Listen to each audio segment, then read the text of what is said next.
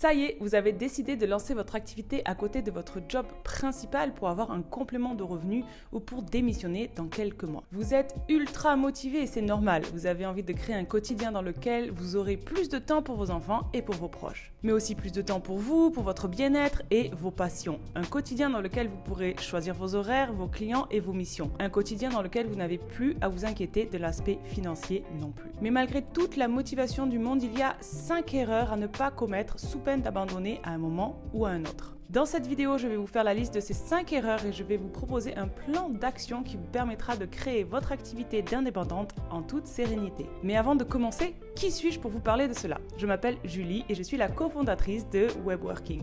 Indépendante depuis plus de 5 ans et assistante digitale depuis 3 ans, j'aide et j'accompagne les femmes à créer leur propre activité de web indépendante. D'ailleurs, pour en savoir plus, je vous invite à cliquer sur le lien dans la description de cette vidéo afin d'accéder à notre masterclass offerte. Allez, c'est parti. Erreur numéro 1 à ne pas commettre en se lançant, ne pas faire un bilan de compétences avant de commencer. La réalité, c'est qu'en vous lançant dans un métier du web, vous allez pouvoir faire de l'administratif, écrire des textes, effectuer de la pré-comptabilité, répondre à des messages, monter des vidéos. Bref, la liste est longue, mais le résultat sera toujours le même. Vous êtes là pour aider quelqu'un, un entrepreneur. Le problème en ne faisant pas de bilan de compétences, c'est que vous allez manquer de confiance en vous. Il y a de grandes chances pour qu'en ce moment même, vous doutiez de vous et de vos compétences. Vous vous demandez même peut-être ce que vous allez pouvoir bien apporter à vos futurs clients. Mais moi, de mon côté, je suis persuadée que vous pouvez déjà leur être d'une grande aide grâce à votre expérience acquise, que ce soit dans votre vie professionnelle ou personnelle. Voyons déjà un peu les compétences que vous possédez déjà. Alors, dans votre job actuel ou dans vos précédents jobs, quelles sont les compétences techniques ou internes que vous avez pu acquérir et renforcer? Par exemple, si vous travaillez dans la communication, vous pourrez sûrement aider votre client autour de ses réseaux sociaux. Si vous travaillez en tant qu'hôtesse de caisse, vous aurez sûrement développé du sang-froid et une capacité à avoir une bonne relation client. Si vous êtes cadre et que vous managez quelques personnes, vous avez sûrement de l'empathie et un grand sens de l'organisation. Pareil pour vos études. Qu'est-ce que cela vous a apporté? Dans votre vie personnelle, est-ce que vous avez des passions qui peuvent être utilisées pour votre nouvelle activité? Par exemple, si vous avez fait du sport en compétition en étant plus jeune, je suis sûre que vous êtes discipliné et ça, c'est un vraiment très grand atout pour vos clients. Si vous adorez peindre, vous avez sûrement de la créativité. Donc, au moment de faire vos designs pour vos clients, par exemple, vous pourrez utiliser cette qualité. Si vous avez voyagé dans des pays totalement différents, vous avez sûrement un grand sens de l'adaptation. Donc, comme vous pouvez le voir, chaque situation et chaque expérience dans votre vie vous a apporté des compétences. Et vous allez pouvoir utiliser ces compétences pour aider vos futurs clients. En prenant le temps de faire ce bilan de compétences rapide, vous prendrez confiance en vous et en votre capacité à aider. Ok, alors on va passer maintenant à la deuxième erreur que je vois tout le temps, c'est celle de ne pas faire de plan d'action. C'est en fait très simple. Si vous n'avez pas de plan d'action, vous risquez de vous éparpiller, c'est humain et c'est normal. Donc, c'est-à-dire que vous allez par exemple créer votre site internet, ensuite vous allez vous dire je vais créer un compte pro sur Instagram, ensuite vous allez faire une mise à jour de votre site internet pour changer certaines couleurs, ensuite vous allez vous dire tiens, il faudrait que je parle des missions que je fais en tant qu'assistante digitale, ensuite vous allez dire que finalement vous faites de la rédaction web, ensuite vous allez créer des cartes de visite pour les distribuer dans des boîtes aux lettres, et ensuite vous allez vous mettre à créer du contenu sur votre page Instagram. Et enfin, vous allez peut-être créer un super profil sur Malte. Bref, comme vous voyez, vous vous éparpillez, il n'y a pas de ligne directrice. Donc, qu'est-ce que je vous conseille de faire?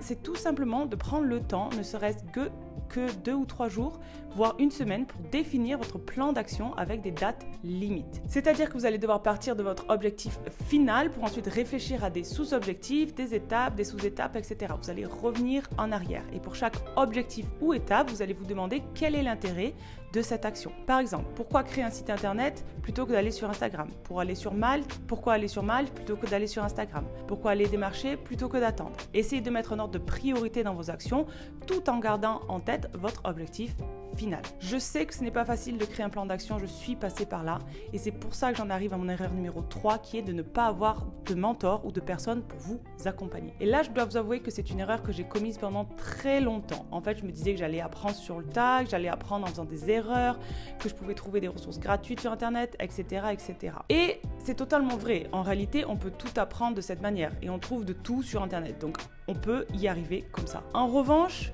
ce qu'on ne se rend pas compte, c'est qu'on va perdre énormément de temps. J'ai mis des années avant d'apprendre certaines choses alors que j'aurais pu les réaliser en quelques semaines. Mais on perd aussi de l'argent parce qu'en faisant des erreurs, celles-ci ont souvent un coût, comme par exemple prendre un abonnement pour un outil dont on ne va pas se servir, payer une plateforme pour faire son site internet, faire appel à quelqu'un pour créer son logo, etc., etc. Cela, au final, ça représente de l'argent et on se rend compte quelques semaines semaines plus tard que ça a été une dépense inutile. Il y a aussi le coût d'opportunité, c'est-à-dire que ces mois perdus à apprendre gratuitement sont des mois où on n'a pas encore les clés pour trouver des clients et donc pour générer de l'argent. Et donc si vous perdez 6 mois de cette façon, vous perdez 6 mois où vous auriez pu effectuer des missions. En vous disant ça, c'est vraiment un retour d'expérience. Aujourd'hui, j'hésite vraiment plus avant de me faire accompagner, que ce soit pour moi-même ou pour l'équipe. Je dépense des dizaines de milliers d'euros chaque année pour améliorer mon accompagnement, améliorer les processus de l'équipe et être tout simplement plus performante. Comment trouver un mentor? C'est la grande question. Je vous conseille de faire appel à quelqu'un qui a eu un parcours qui vous ressemble et qui a atteint les objectifs que vous voulez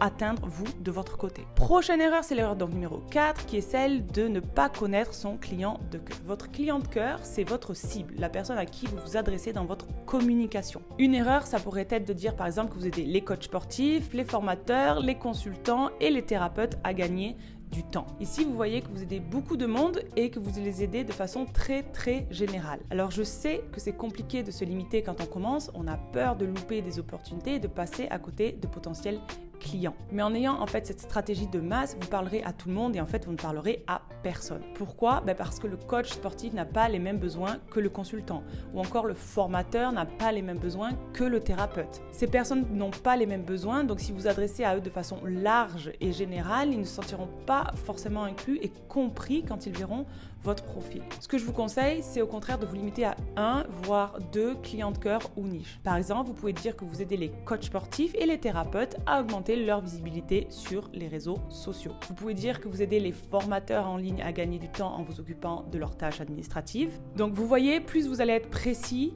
plus ça va être impactant pour la personne qui va lire votre profil, qui va pouvoir se dire « Ah oui, c'est vrai, c'est elle, elle va pouvoir m'aider car ça va faire écho à sa situation actuelle. » On passe à l'erreur numéro 5 qui est celle d'avoir un tarif trop bas. Alors là aussi, je sais, je suis passée par là et je sais à quel point c'est compliqué de définir ses tarifs. On a peur de trop demander, de perdre de potentiels clients, on a peur de passer pour une mercenaire et de dire qu'on ne pense qu'à l'argent. On a aussi bien sûr peur de la concurrence et on se dit qu'en baissant nos tarifs, tout le monde va faire appel à nous. Mais aujourd'hui, je tiens à vous mettre en garde dès maintenant, c'est une mauvaise stratégie. En réalité, en ayant des tarifs bas de gamme, vous allez attirer des clients bas de gamme.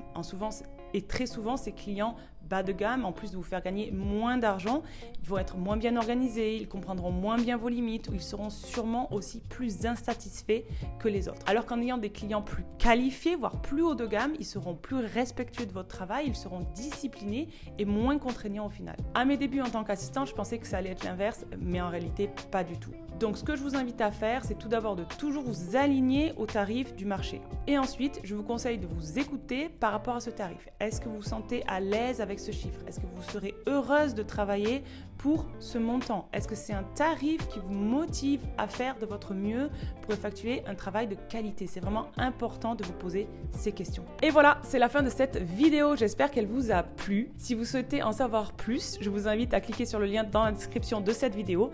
Il vous permettra d'accéder à une masterclass offerte dans laquelle je vous délivre les 3 étapes à effectuer pour créer votre activité d'assistante digitale. C'était Julie et je vous dis à bientôt.